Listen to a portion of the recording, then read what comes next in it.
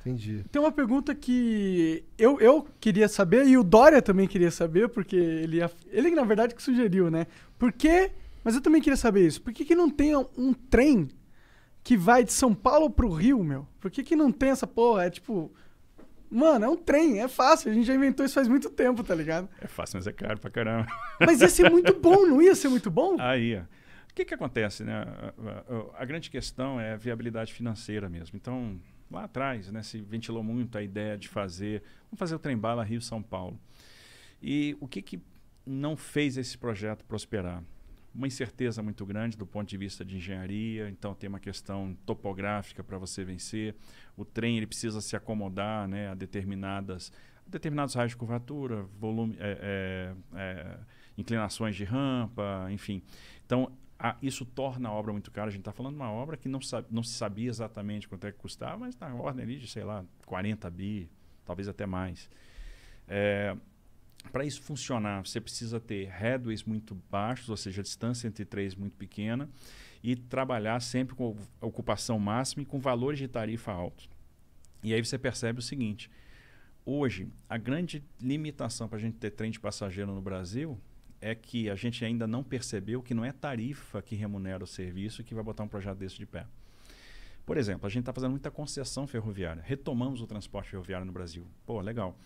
E todo mundo me pergunta, que é um desejo do brasileiro. Essa sua dúvida é a dúvida do brasileiro geral. Todo mundo pergunta, pô, mas e o trem de passageiro? Eu quero andar de trem. Todo mundo tem esse desejo. Acho que o pessoal vai lá para fora, ou a turma mais antiga andou de trem de passageiro no Brasil. Todo país desenvolvido de verdade tem uma malha ferroviária incrível, né? Exato. Faz parte do desenvolvimento de um país. Se você pegar as nossas concessões, não tem vedação ao transporte passageiro. Ou seja, o concessionário poderia operar passageiro. Por que ele não opera? Porque eu vou suprimir capacidade da via, né? Vou subtrair alguns pares de trem-dia daquela via, e é uma operação que não vai gerar receita, né? Porque é muito melhor estar operando carga, dá muito mais dinheiro, né? Torna o negócio muito mais atrativo. Sempre quem governa a operação é a operação de passageiro, por causa da questão de segurança, etc. Existe um trem de carga que vai de São Paulo para o Rio? Existe. Ah, existe? Existe. Existe a linha da MRS que faz Rio de Janeiro-São Paulo. Entendi.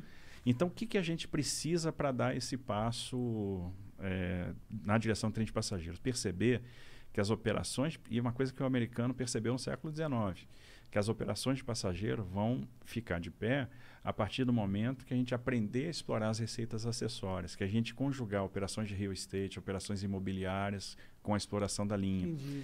E esse passo pode ser dado a partir do momento que a gente aprovar ou mudar o nosso marco legal e trazer as autorizações para o nosso transporte ferroviário. O que é isso?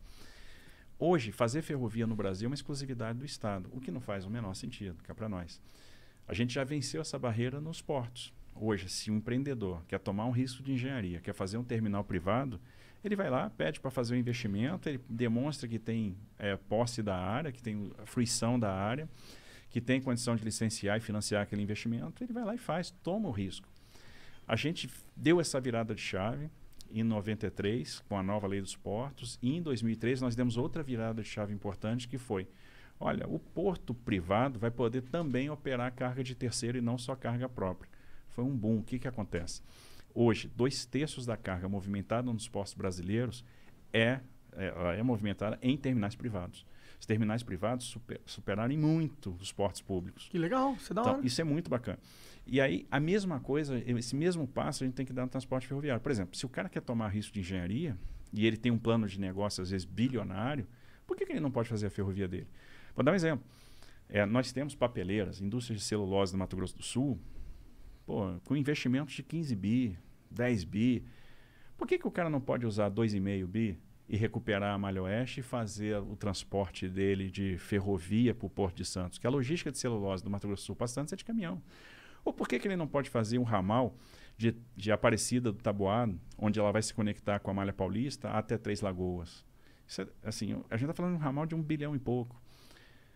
É porque ele não pode fazer, porque é exclusividade do Estado. É o marco legal que define isso. É o marco legal. Então a gente precisa romper isso. Existe alguma movimentação para mudar o marco legal? A gente está trabalhando para mudar esse marco legal. Como que é para trabalhar para mudar o marco legal? Como que a gente muda essa porra? A gente tenta... Nós encaminhamos, né, e patrocinamos um projeto de lei no Congresso. Que ele ainda não andou, não está andando.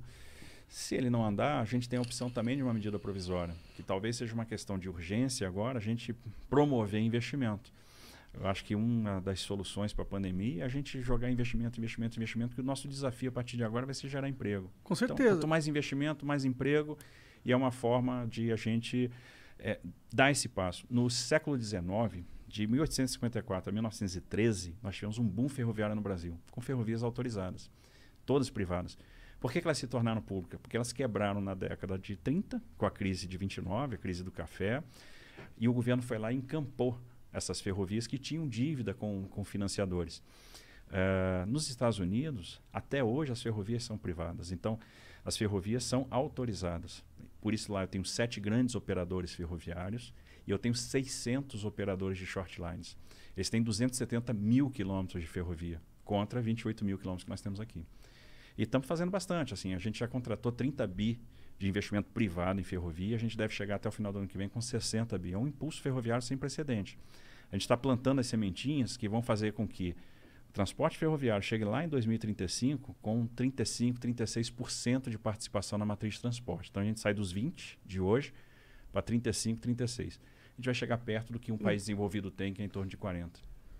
Entendi, isso em 10 anos. Em 15 anos. Em 15 anos. Porque deve ser difícil e demorado pra caralho fazer trilho de trem em tudo que é canto. Mas se a gente for olhar, é um transporte muito seguro, até pras empresas. Em termos de passageiro é legal, mas as empresas sim, porque não tem como roubar um trem. Quer dizer, até tem, mas é muito mais difícil, né? Você roubar uma carga na rodovia. É exatamente. Assim, o transporte ferroviário, ele traz a regularidade do serviço. O cara sabe que às vezes vai ter uma velocidade de deslocamento menor, mas vai transportar um grande volume, né? Então, um trem carregado, um trem desse de 120 vagões, ele vai tirar 240 bitrens da rodovia, 300 bitrens da rodovia.